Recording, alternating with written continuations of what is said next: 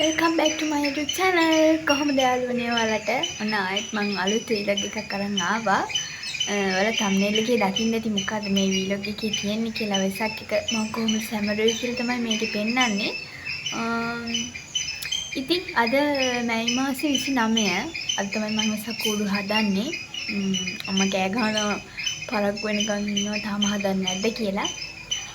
ඉතින් අපි බලමු මොකද වෙන්නේ කියලා. ඒකට ඉන්න. මට හිතුණා යාළුවනේ ස්ටොප් බෝඩ් වෙලා මේ කූඩු වැලුවොත් හොඳයි කියලා. එතකොට දාඩිය දාන්නෙත් නෑනේ.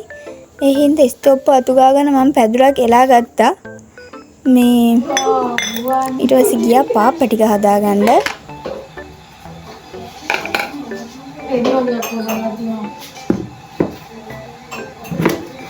මේ ඔයාලා කූඩු වලවන්න කීයද නේ?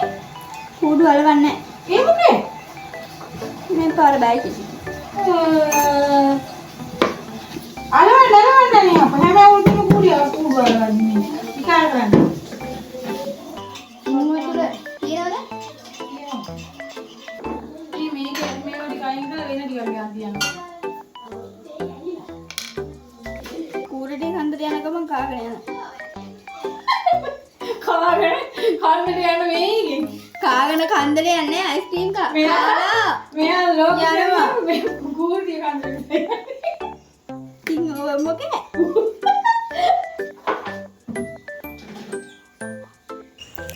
ඊට පස්සේ මං ඕන කරන බඩු ටික තියාගත්ත යාළුවනේ සවුකොලයි වෙසක් කූඩුවයි පාප්පයි ආතා දත්බුරුසුකුත් ගත්තා. ඒක ගත්තේ පාප්ප ගන්න. මං යාළුවනේ හැදුවේ අර නෙළුම් මලක් වගේ කූඩුවක්නේ. ඒකට අර මල් පැටි හදාගන්න මේ සවුකොල කොටු කපා ගන්න එපයි. ඒක තමයි මේ කරන්නේ මං.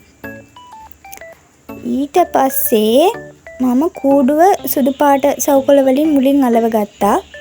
ඒකට නෙපෙති අලවන්නේ. පෙති ටිකත් මෙන්න මේ විදිහට හදාගත්තා. ඊට පස්සේ ඔන්න ඔය විදිහට තමයි මම පළවෙනි තීරුව ඇලෙව්වේ. මුලින් එළියේ හදන්න ගත්තර යාළුවනේ මැස්සෝ ඒ වැඩේ මට කරගන්න දුන්නේ නැහැ. මට එපා වුණා. මං ඊට පස්සේ ගේ ඇතුළට ගිහිල්ලා කූඩුව ඇලෙව්වා. මෙන්න තියෙනවා මගේ වෙසක් කූඩුව. කියන්නකො ලස්සනයිද කියලා.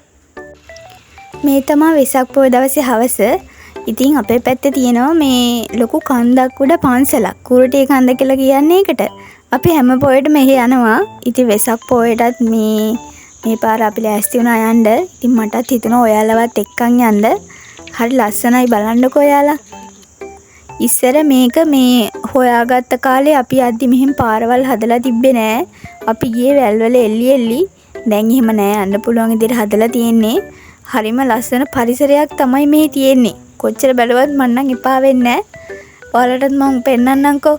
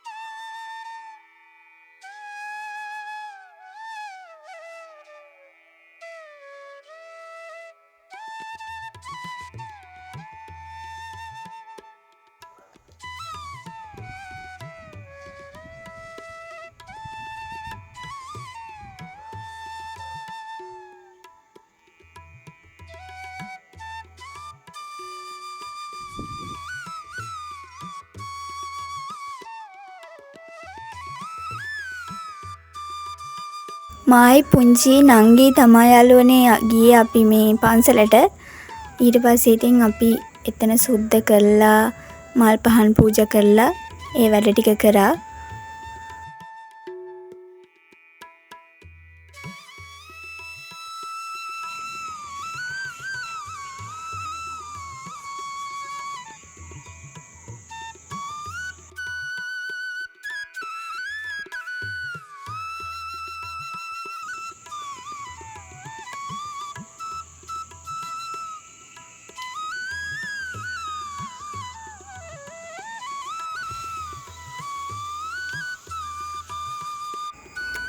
එතන බෝමාළුවෙන් මේ තවත් කොටසක කියන උඩට යන්න ඕනේ.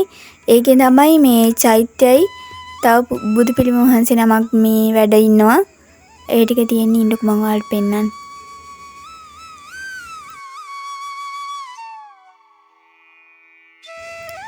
මේ කන්ද උඩට නැග්ගහම යාළුවනේ මුළු පළාතම පේනවා. තව ওই සිග්නල් ටවර් එහෙමත් තියෙනවා.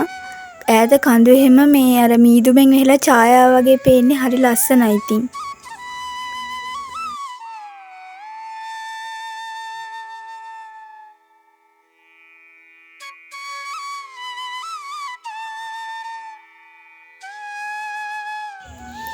ඉස්සර මෙහි හැමතැනම යාළුවනේ අර හීම්බෝවිටිය කියන ගස් තමයි තිබ්බේ. දම්පාට මල් පිරීලා මට මතකයි ඉස්සර තියෙනවා. දැන් නම් ඒව නෑ වඳ වෙලා මේ දැන් අරලිය මල් හිටවලා තියෙන්නේ.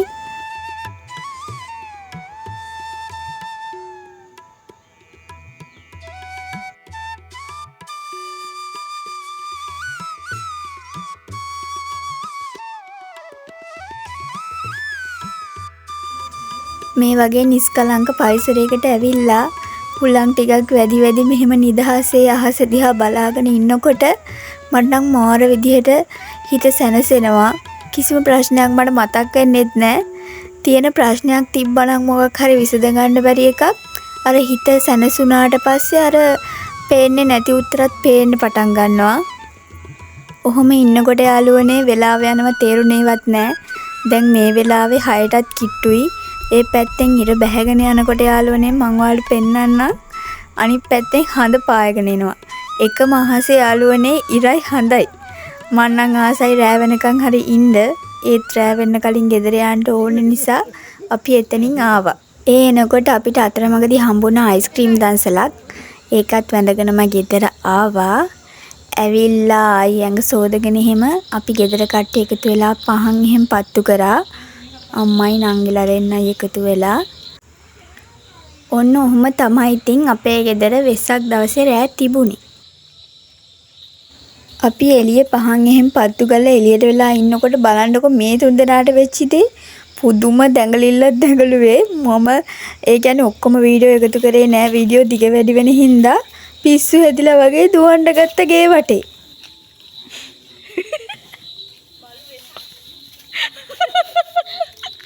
බලවක දුවන දිවිල්ල.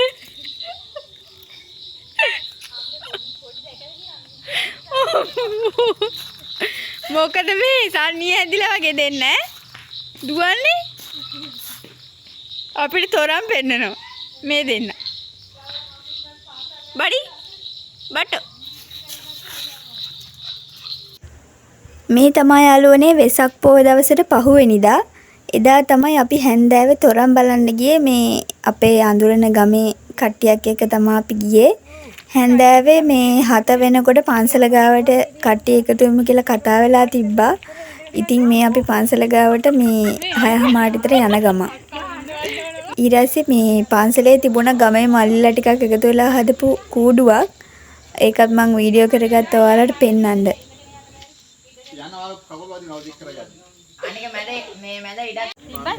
ඊට පස්සේ වාහනේ එනකන් අපි මෙන්න මේ විදිහට ඉඳලා සින්දුත් කියම ගමන පටන් ගත්තා. හරි ජොලියනේ. මගදී ඉතින් පොඩි වැස්සකුත් වැස්සා. ඒකත් ඊට පස්සේ අපිට හම්බුණා දන්සලක්.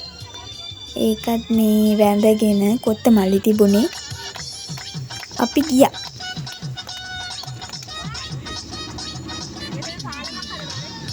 හඳත් පායලා තිබුණා මේ ඒ වෙලෙත් හොඳට. අපි හඳේලියත් බල ඉතින් සින්දු කිය ගියා තොරන් බලන්න.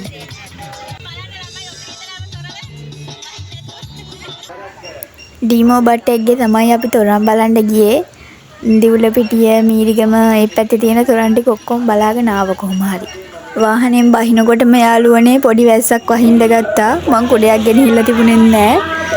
ඒත් හැබැයි වැස්ස චුට්ට දුරක් යනකොට එහෙම්ම නැවතුණා.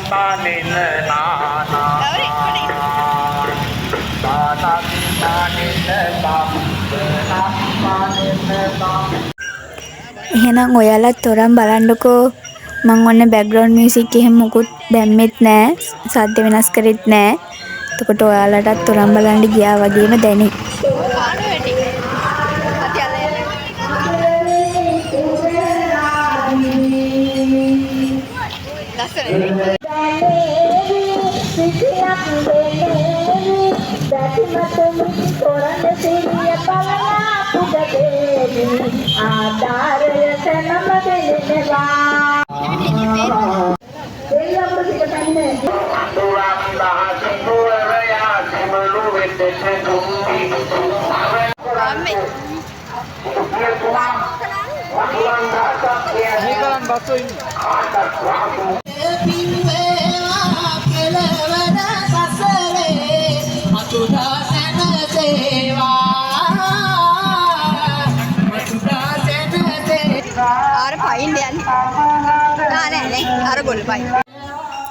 මෙන්න මේ තොරණට පහලින් යාළුවනේ මේ ඒ කියන්නේ අර ගැල් කරත්ත පොලින් මම්ම හදලා තිබ්බා.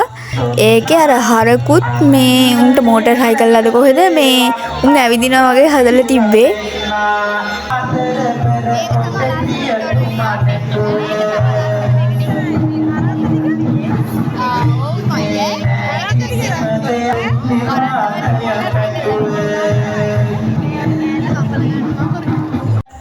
මේ තියෙන යාළුවනේ කරත්ත පොලිම මේ මම ළඟට ගිහිල්ලත් වීඩියෝ කරගත්තට හොඳට පේනවනේ. ඔන්න ඉන්නවා අපිත් එක්ක තොරන් බලන්න ගිය කට්ටිය. ඊට පස්සේ අපි ගියා දන්සලකට. මේ වෙලාවේ පාන්දර 1:00ට විතර ඇති. අනේ මන් දන්නේ නැහැ වෙලාවට මේ දන්සල හම්බුනේ. අපි මාර බඩගින්නකින් හිටියේ. අපි වැඩිය ගොඩක් දන්සල් වල නතර වුණේ නෑ යාළුවනේ. මොකද ඒ වගේ දිග පෝලින් තිබ්බා. පෝලින් වල හිටගෙන ඉන්න ගියාම මේ එතකොට තොරන් බලා ගන්න බැරි වෙනවනේ ගොඩක් වෙලාත් පෝලින් වල ඉන්න ගියාම. ඒ නිසා මේ අපි වැඩි හිටියේ නෑ පෝලින් වල. මෙන්න මේ තොරණ යාළුවනේ මේ 37 වෙනි වතාවට තමයි පෙන්නනවා කිව්වේ. ඒ කියන්නේ අපි ඉපදිලත් නෑ. ඊට පස්සේ අපි ආව මීරිගමට. මේ තිබ්බේ ඒ මීරිගම තිබ්බ තොරණ. එතන යාළුවනේ නිකන් වෙසක් කලාපයක්ම වගේ තිබ්බා. ඒ කියන්නේ එක කූඩු හදලා අර වතුරේ නෙළුම් මල් හදලා මම ඒ ඔක්කොම වලට පෙන්නන්නම්කෝ.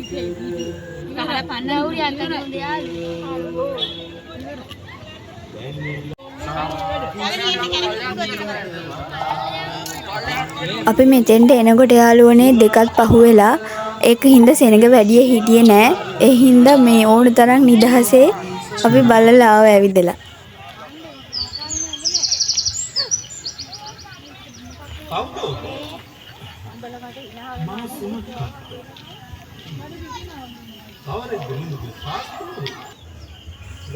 මෙන්න ඉන්නවා මම.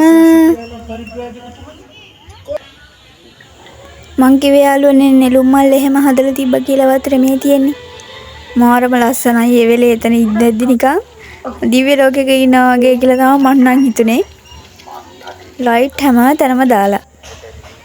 මෙන්න අර මං කියපු කූඩු තව තිබුණා මේ ලස්සන මේ මල් කපලා හදපු එකක්. මේ තියෙන්නේ ඒක. ලස්සනයි තමයි. හරිම ලස්සනයි ඒක. මෙයාත් හැදුවා නේද ලස්සන කූඩුවා මේ විදිහට.